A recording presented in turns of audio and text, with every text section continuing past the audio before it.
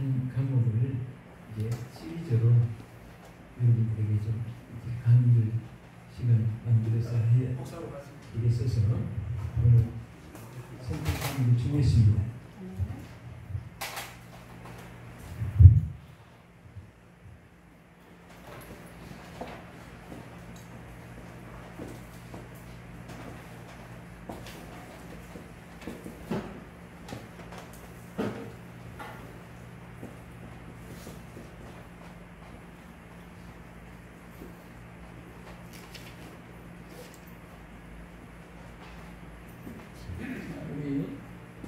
하나님 앞에 이 신학이라는 것을 배움이라고 해요.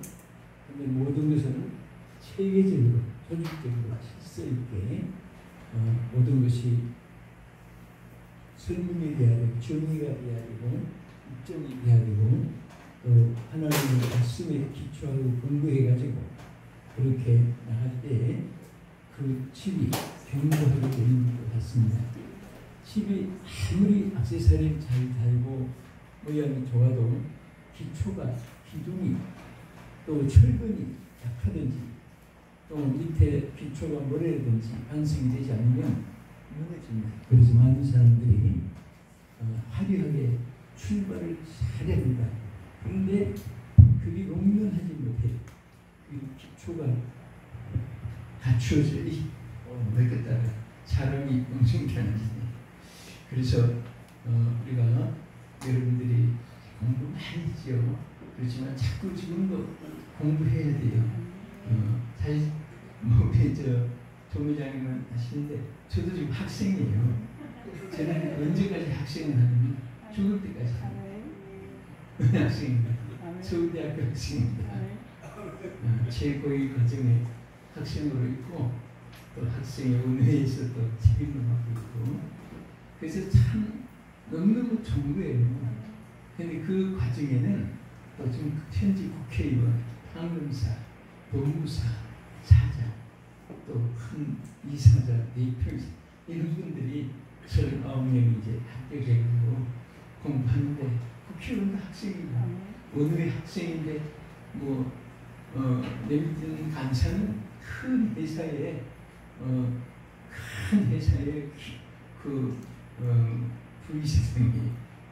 부이사장이고 그러니까 아버지 기업을 앞으로 맡아서 이사장 사람이죠. 근데 그게 아주 학생으로 간사로 있고 제가 이 말하는 것은 항상 우리가 어제보다 다른 오늘이 주어져야 됩니다. 오늘보다 다른 내일의 전진이 있어야 됩니다. 항상 가슴에 품 비전이 있어야 죽는 날까지 저희밖에 안 하고 있습니다. 많은 사람들이 하나 가지고 울고 먹으려고 하니까 지금은 울고 먹는 시대가 아닙니다.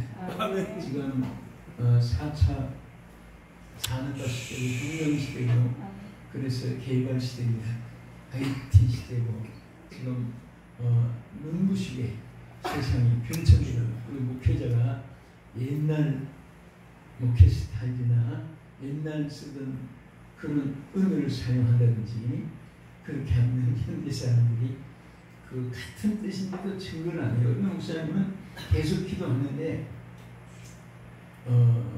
그 옛날 수를 많이 씁니다.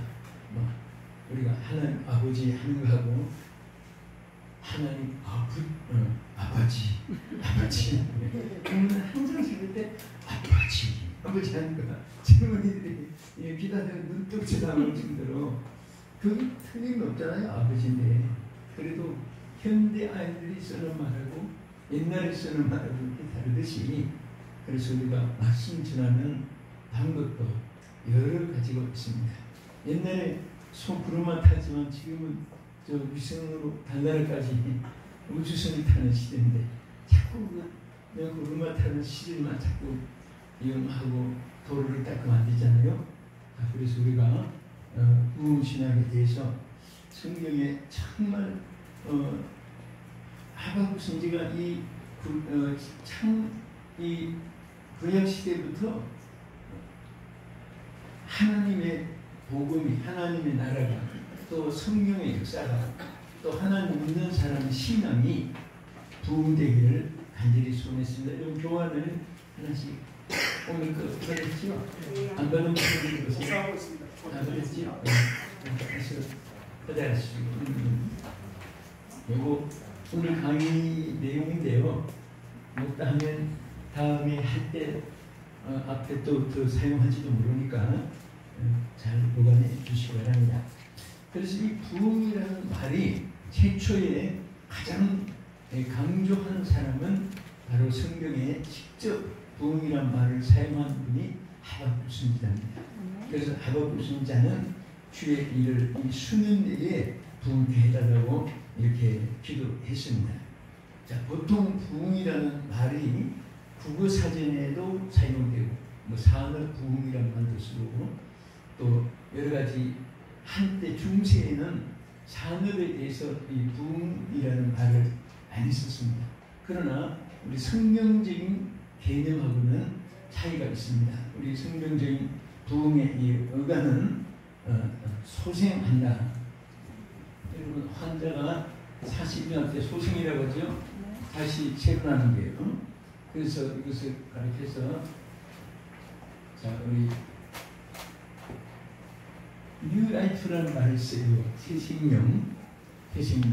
그래서 이런 뭐 선교단체로 만들고 또 이런 말을 씁니다. 우리는 모든 것이 새로운 것이 좋지요.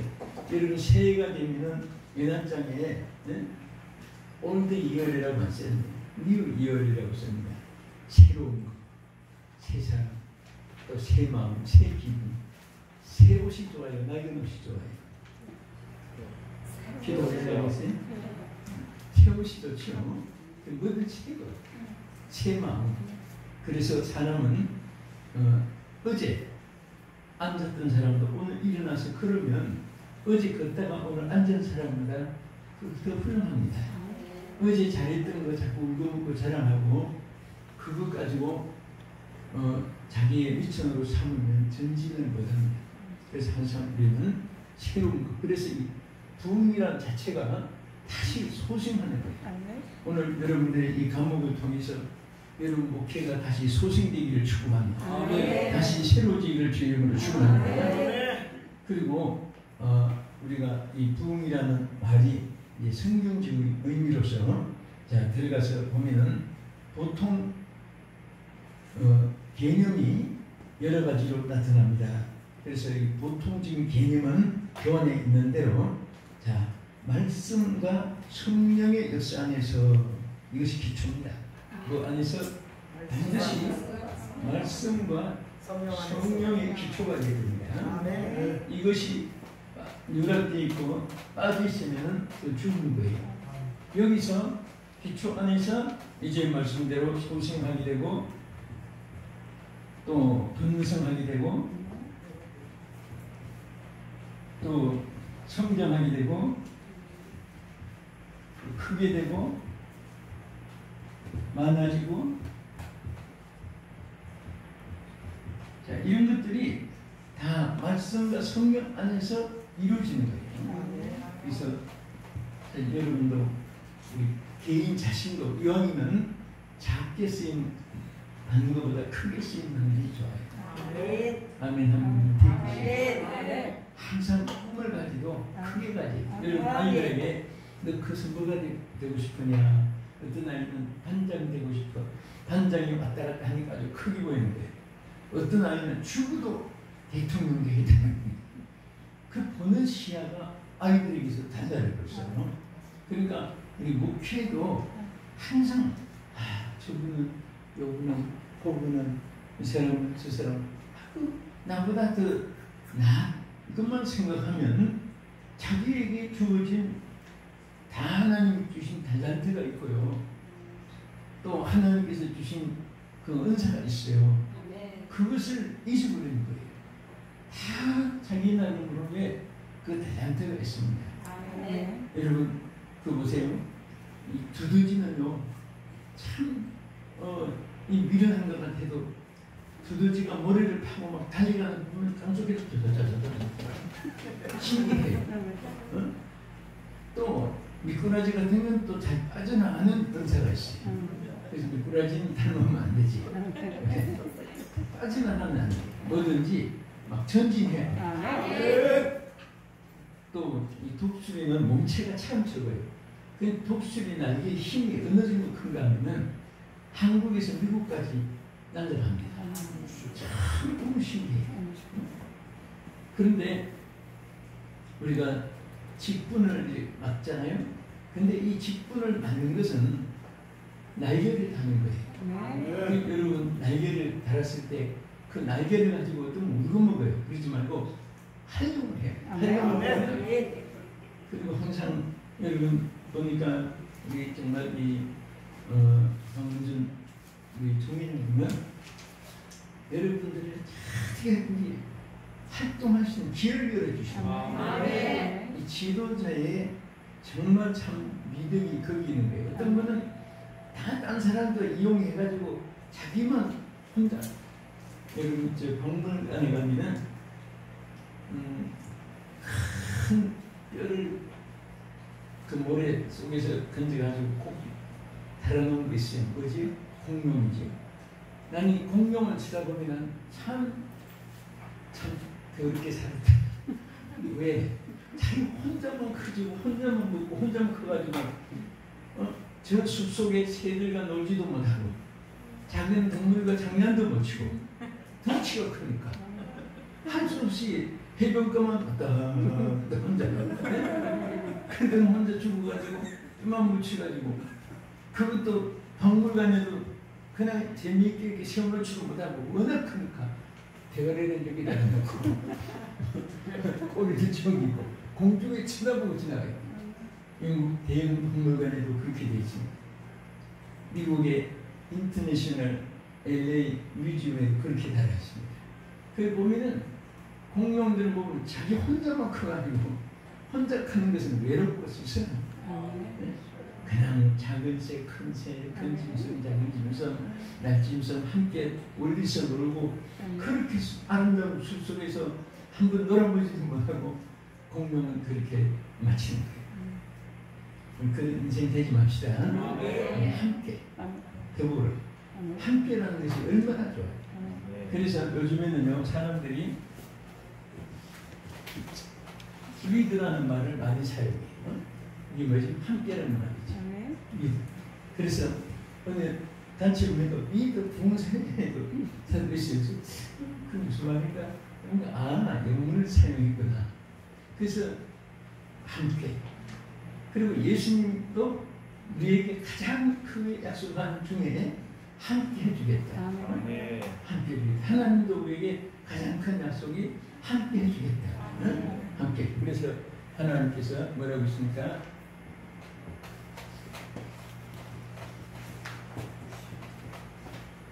내가 누구와 함께, 너와 함께 해주겠다. 그리고 반드시 하나님 약속할 때 will이라는 말을 사용했습니다. 반드시라는 말입니다. 반드시. 하나님은요, 사람하고 얘기할 때 우리는 본 적은 그냥 내가 너와 함께 하리라 뭐 이렇게 했지만은 이 영문이나 뭔가 그리거나 이런 데는 그대로 표현을 잘했습니다. 반드시라는 말이 앞에 붙어 있습니다. 내가 반드시 너와 함께 하리라. 여러분 성경에 이사야 42장 10절에 보면은 내가 두려워 말라 내가 너와 함께 하리라. 두려워 말라 피하지 Do not fear. 절대 두려워하지 마. 왜? 내가 너와 함께 하리라. I will be with you. 그래도 반드시라는 말이 쓰있습니다. 또 놀라지 마라. 놀라지 마라. dismay라는 말이죠. Do not dismay. 왜? I am your God. 내가 너의 하나님이 되어주리라. 거기도 반드시 하나님이 위를 사용했어요. 반드시 꼭 틀림없이. 네? 이것이 하나님의 약속입니다. 약속을 풀으시라고 해요. 그래서 하나님은 그래서 이 복음이 먼저 들어간 나라 사람들은 얘기할 때도 sure 말을 씁니다. sure라는 말이 틀림없이 절대적으로 막 액션을 취하는 거예요. 하나님과 우리의 약속은 정말 위기고 sure입니다. 절대적으로 변함이 없는 약속이에요. 그래서 우리 하나님의 사람들도 변하면 안 좋아요. 제일 귀한 것은요, 남보다 뭐 많이 알고 많이 소유하고 더 똑똑하고 빨리 아니에요. 변함이 없어요.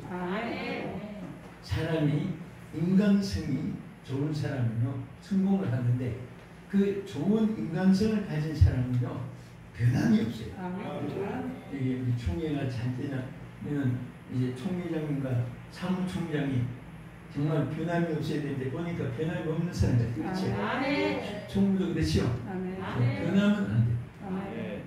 이 부부간에도 막 어제는 뭐 당신 없이 못 살아 하다가 당신 때문에 못 살아 이렇게 바뀌어요. 참 이상합니다. 저 웃음말이지만 듣는 말이지만 그런 말도 있습니다. 이거 그 예쁜 얼굴에 당신 화장 안 해도 돼. 내가 나중에 가면 화장 좀 해. 그 다음에 또 변하니까 아이고 그 화장에서 뭐해.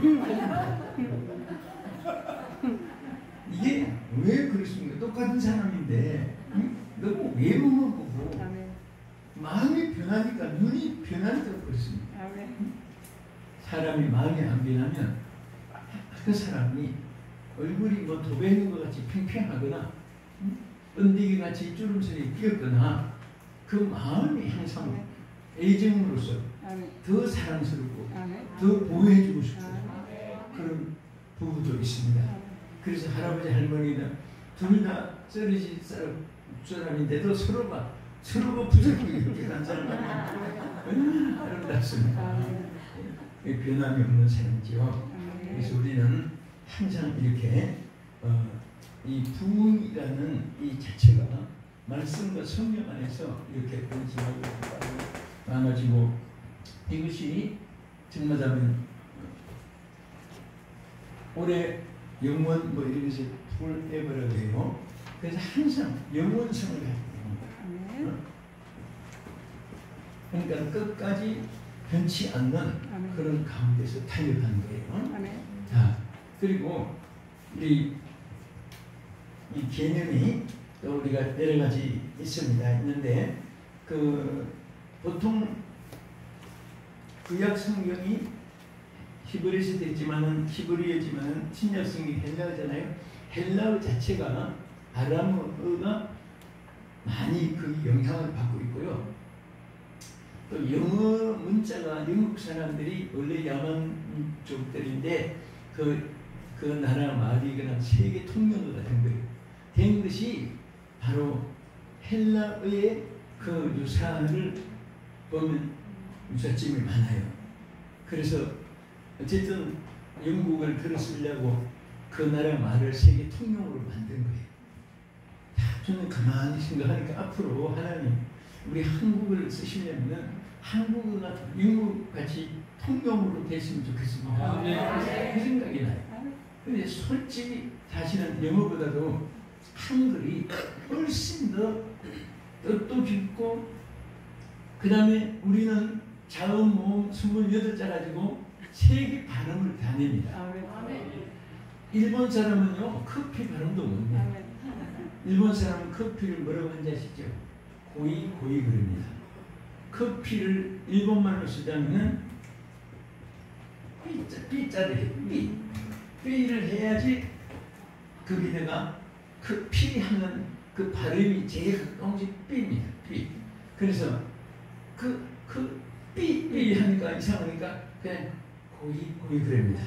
여러분 일본 친구가 고이 먹으러 가 그러면 고인 줄 알면 큰 근데 우리나라 말은 세계 말을 중국말도 발음을 내고 글자 가지고 영국 발음도, 그 다음에 아랍 사람들, 필리핀, 대만, 그리고 세계 발음을 우리 한글 가지고 다 내는 거예요. 그러니까 정말 우리 한글이 얼마나 귀한데 왜 영국말을 하나님 세계 통용으로, 아무리 똑똑해도 유엔본부 가서 자기나 막 그냥 문화, 언어, 발음, 토시 하나 틀리고 자기 나라 국어 100점을 맞아도 영어 못하면 바보가 되는 거예요. 유엔본부 가서. 그 영어라는 것은 미국 말이잖아요. 솔직히 미국에도 미국 말이 아직 없어요. 미국 사람들이 영국 말을 써요. 그러니까 영국 사람들이 미국 사람 알기를 무슨 기입니까? 우리나라 말 쓰는 거예요. 자기 우리나라 말 쓴다, 영국 사람이. 그런데 어느 강대국 사람들이 우리 한국말을 쓴다고 하면 얼마나 우리가 긍지를 가집니까? 이 컴퓨터를 치는데 세계 속기 기사들이요, 자기들의 속기를 만들어낸 것이 한글로 치는 거에 뻔한 느린 나라가 많답니다. 그래서 속기 막 이렇게 기사를 보내야 되니까 빨리 쳐야 되잖아요. 그래서 한글을 배워가지고 막그 속기로 한다는 거예요. 얼마나 빠른지. 그리고 우리나라 말은요, 전부 다 단어가 짧아요.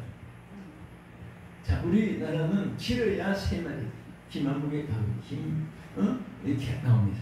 근데 외국 사람은 그 축구 선수가 전에 우리 8강을 할 때 상대방이 아주 강한 선수가 있었습니다. 그 사람 이름이 14사람입니다. 14살. 그래서 우리 3사람, 4사람 부를 때 그 사람 한 사람도 못 부릅니다. 차들이 집중 막 하면 몇 사람 부른대요. 근데 그 사람은 이름을 부르다가 꼬리 딴 데 가니까 3분의 1 부르다가 또 딴 이름 부르고, 우리가 몰라서 그렇지 그때 저는 8강 할 때는 터키에서 응원했고, 그 다음에 4강을 할 때는 영국 런던에서 응원을 했습니다. 근데 그분들이 목사님 저 사람 이름이 14자입니다. 지금 저 3분의 1만 부르고 지금 안 부릅니다. 우리는 모르고 되는 거예요. 그분들은 그 나라 말로 통용하니까. 그래서 우리 한글이 얼마나 좋은지 몰라요. 우리가 집 하면은 간단하잖아요. 집. 간단해요. 집. 영어로 하면 house 이렇게 나와요. 우리 나라도 그냥 간단하게 나라. 그럼 네이션. 얼마나 복잡해. 칼, 나이프, 남편, 그러니까 전부 다 필요. 글자도 막 대피인데 우리보다 2배 이상만 쳐야 돼. 내가 짧은 말만 앵겨서 아니고 친구도 말 짧잖아요. 길을 봐야 뭐 그냥 김치, 시금치 하면 산자 들고 국, 밥, 전부 짧아요. 근데 오늘 식당은 레스토랑 5자, 보통 5자인데 우리는 보통 2자 세자면 끝내주잖아요. 그래서 하나님 우리나라 지금 펄북이라는 세계 노벨상을 받은 유명한 사람이잖아요.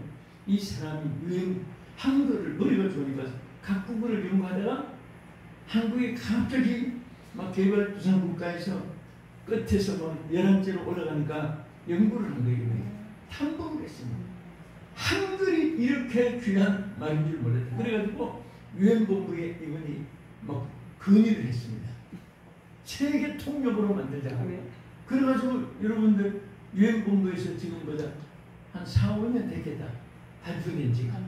한국말이 세계 통역으로 유엔 본부에서 결의해가지고 발표를 한 거예요. 그 이후부터 뭐 우리의 적국이지만 미국, 일본 같은 데도 한글로 동경역에 넣으세요. 동경역 한글만 다 써놨습니다. 오사카, 요코 다 써. 중국에도요. 전부 한글 표시 얼마나 많지만 우리 적국인데도 한글 표시 전 세계가 통용으로 해가지고 또 써놓고 나니까 자기들도 또 장사가 됩니다. 예? 제가 오늘 부흥이라는 설명을 하는 데 보니까 뭐든지 이렇게 막 소싱하고 많아지고 크게 되고 연성하고 이런 것이 다 이완국이에요. 부흥인 것입니다.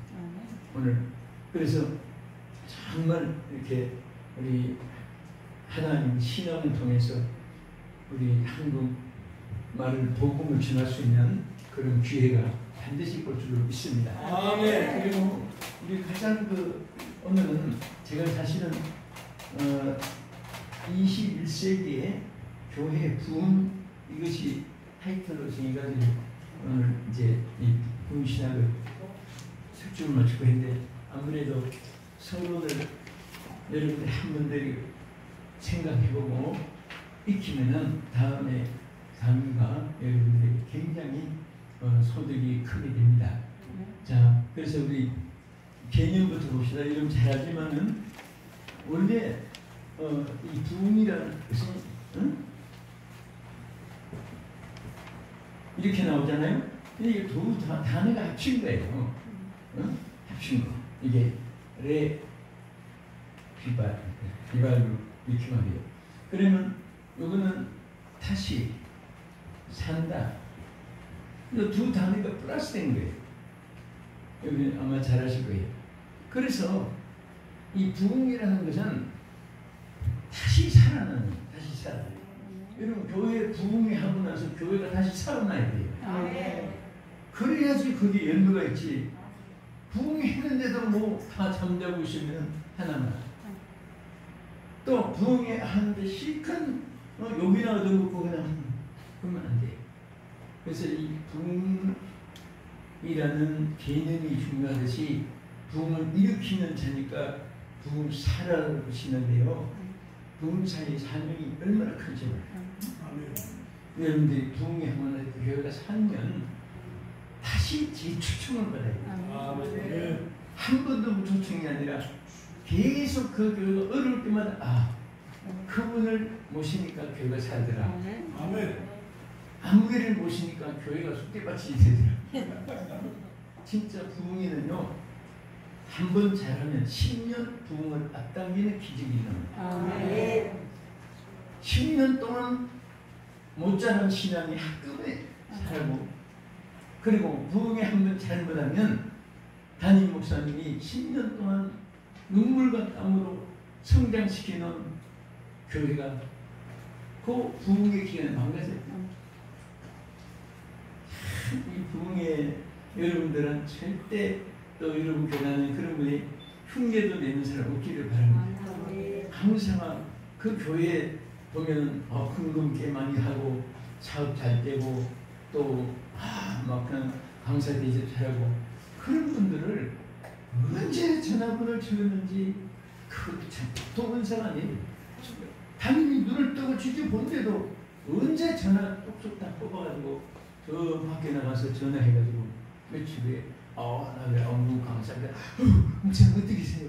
또 기도하다가 또 말도 또 거짓말 해가면서 기도하는데 하나님이 나에게 영감을 주셔서 집사님께 전화하라고 해서 이런 거짓말까지 해가면서 살살 불러내서 자기 단체에다가 가입시켜가지고 그 목사님 말도 안 듣고 그 사람 말만 듣게 만들고 그래가지고 나중에 발각될 것 같으면 그 교회 빠져나오게 만들어. 거기 있다가 당신 영혼이 거기서 살기가 어렵다고 뭐 그래서 교회들이 순진하니까.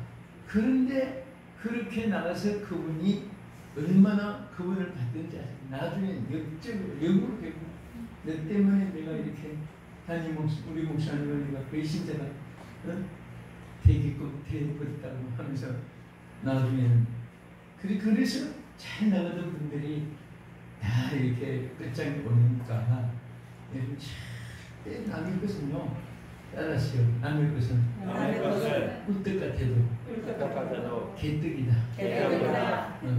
그게 다 보약 같아도 독약이 돼요. 그러니까 항상 우리 봉사들은 정로를 그려야 됩니다. 일반 목회자들하고 또 달라요. 그래서 반드시 살려줘야 돼요. 살려주는 것이 아니라 플러스 해가지고 죽이러 가면 안 되죠. 우리는 반드시 살아야 돼요. 살아야 돼요. 소생케 이것이 부흥입니다. 그래서 우리가 이것을 구약적인 개념으로 돌아가서 보면요. 자, 구약에서는 그 해골떼들이 살아난 그 기록이 에스겔 37장 5절에 기록되어 있잖아요. 그래서 이 해골떼 같은 인간들이 무슨 번식이 있습니까? 말이 언어가 있습니까? 모양이 아름답습니까? 예? 여러분 성경 보고 예쁘다는 사람 없잖아요.